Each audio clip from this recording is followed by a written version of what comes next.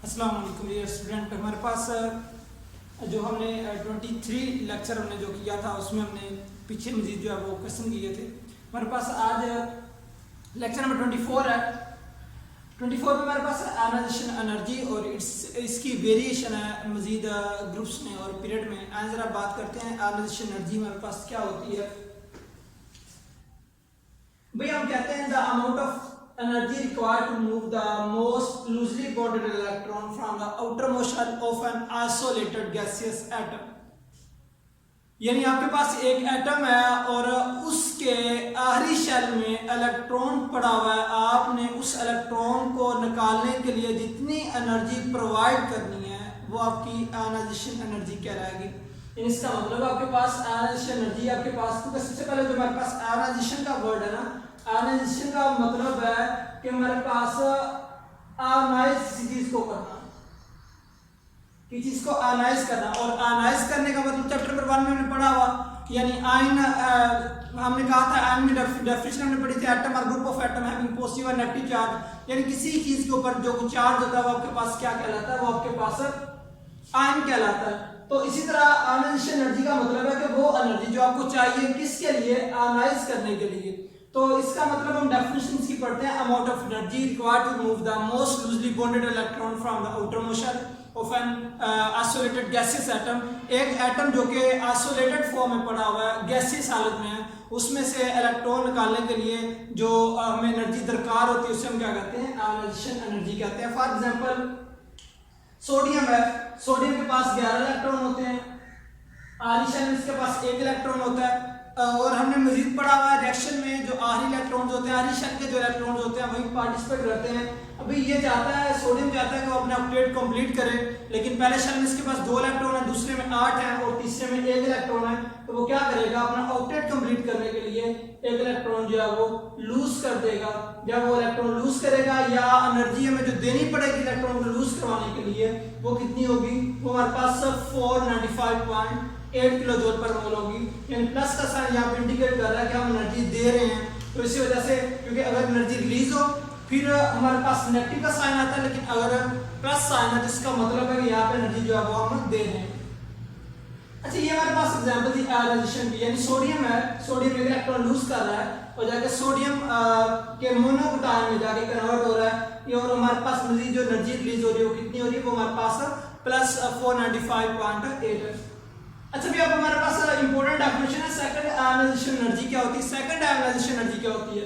अब ionization energy को आप कह सकते हो कि फर्स्ट आयनाइजेशन एनर्जी भी कह सकते हो, क्योंकि एक जो एटम है उसके आखिरी शेल में मौजूद जो इलेक्ट्रॉन है या एक पहला इलेक्ट्रॉन अगर निकालने के लिए जो हमारे पास एनर्जी दरकार होती है उसे हम फर्स्ट आयनाइजेशन एनर्जी कहते हैं। और इसी तरह एक एटम के आखिरी शेल में मौजूद अगर आप दूसरा इलेक्ट्रॉन निकाल रहे, यानी अगर आपने एक इलेक्ट्रॉन पहले निकाला हुआ है उस मोनोक्टाइन में से अगर आप एक और इलेक्ट्रॉन जो है वो रिलीज करवाते हो तो उसके लिए जो एनर्जी देनी पड़ती है वो आपके पास किसके इक्वल होती है, वो आपके पास इक्वल होती है वो सेकंड आयनाइजेशन एनर्जी की। अच्छा, फॉर एग्जांपल हम बात करते हैं मैग्नीशियम है। मैग्नीशियम का एटॉमिक नंबर 12 होता है, वो क्या करता है, दोनों इलेक्ट्रॉन लूज करता है। पहले वो इलेक्ट्रॉन लूज करेगा तो जो एनर्जी देनी पड़ेगी वो आ जाएगी 738 किलो जूल पर मोल।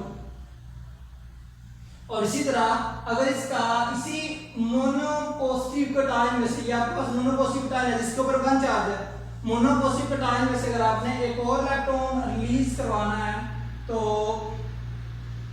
अब क्योंकि पहले एक और चार्ज था, अब पहले एक चार्ज था, 2 चार्ज आ गए इसके ऊपर, क्योंकि एक इलेक्ट्रॉन इसने और जो हम निकाल दिया। अब जो एनर्जी होगी वो हमें देनी पड़ेगी 1450 किलो जूल पर मोल। यानी एनर्जी जब पहले की निस्बत बढ़ गई, और ये क्वेश्चन भी आता है कि सेकंड आयनाइजेशन एनर्जी पहले की निस्बत जो है वो ज्यादा क्यों होती है, जो सेकंड आयनाइजेशन एनर्जी होती है। रीजन ये होती है क्योंकि जब हम पहला इलेक्ट्रॉन निकालते हैं तो उस पर अट्रैक्शन जो होती है वो कम होती है, लेकिन जब हम एक इलेक्ट्रॉन निकाल लेते हैं न्यूक्लियस की जो अट्रैक्शन होती है बाकी इलेक्ट्रॉन्स पे वो बढ़ जाती है, जिसकी वजह से हमें मजीद दूसरा इलेक्ट्रॉन निकालने के लिए ज्यादा एनर्जी देनी पड़ती है। अच्छा भाई, ये हमारे पास तो था सेकंड आयनाइजेशन एनर्जी। अगर हम बात करते हैं इसकी वेरिएशन इन ग्रुप, यानी अगर हम बात करते हैं वेरिएशन की बात करते हैं कि आयनाइजेशन एनर्जी ग्रुप या पीरियड में कम होती है ज्यादा आती है। पहली बात हमें ग्रुप का पता होना चाहिए, पीरियड का पता होना चाहिए। ये मजीद चैप्टर 2 में ही जो उन्होंने चैप्टर 3 में स्टार्ट में दिया हुआ है कि आपके पास ग्रुप क्या होते हैं। हम कहते हैं कि हमारे पास वर्टिकल कॉलम, जो पीरियोडिक टेबल में वर्टिकल जो कॉलम होते हैं वो हमारे पास, या वर्टिकल लाइंस जो होती हैं वो हमारे पास कॉलम कहलाती हैं। यानी फॉर एग्जांपल पहला ग्रुप है hydrogen, lithium, sodium, potassium, rubidium, caesium, francium वाला पहला ग्रुप है। यानी आपके पास यानी वर्टिकल जो लाइंस होती हैं एक पीरियोडिक टेबल में, यानी ऊपर से जो नीचे की तरफ आ रही होती हैं वो ग्रुप्स कहलाती हैं। लेकिन जब हम पीरियड्स की बात करते हैं हम कहते हैं हॉरिजॉन्टल रोज, जो कि लेफ्ट टू राइट होती हैं। यानी फॉर एग्जांपल ये आपके पास एक रोज है, अगर जो लेफ्ट टू राइट की तरफ होती है वो आपके पास क्या कहलाते हैं, वो आपके पास पीरियड कहलाता है। अब ग्रुप की बात करते हैं तो हम कहते हैं ionization energy values decrease from top to bottom in a group. जब हम एक ग्रुप की बात करते हैं तो वहां पे क्या होता है, जो आयनाइजेशन एनर्जी की वैल्यूज होती हैं वो टॉप टू बॉटम डिक्रीज होती हैं। इसकी रीजन क्या होती है, अभी न्यूक्लियर चार्ज इंक्रीज हो रहा है इरेगुलर जो मैनर के साथ।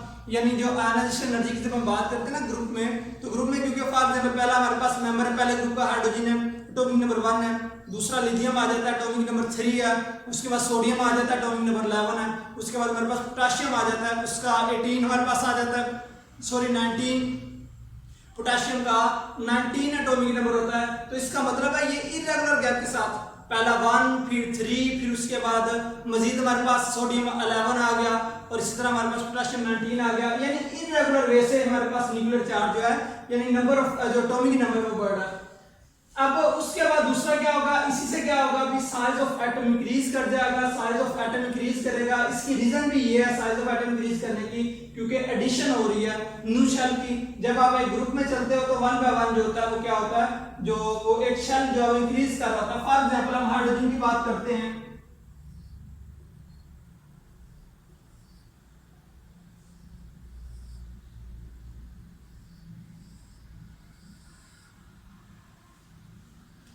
चलिए फॉर एग्जांपल हमारे पास ये हाइड्रोजन की बात हम करते हैं तो हमारे पास हाइड्रोजन का एटॉमिक नंबर 1 होता है, इलेक्ट्रॉन लिथियम, लिथियम के पास 3 इलेक्ट्रॉन होते हैं, पहले शेल में 2 इलेक्ट्रॉन, दूसरे में 1 हमारे पास। उसके बाद आ जाता है हमारे पास सोडियम, सोडियम के पास 11 इलेक्ट्रॉन होते हैं, पहले शेल में 2, दूसरे में 8 इलेक्ट्रॉन और मजीद हमारे पास का जो तीसरा ग्रुप होता है उसमें 1 इलेक्ट्रॉन होता है। ये मैं रेस कर देता हूं जरा।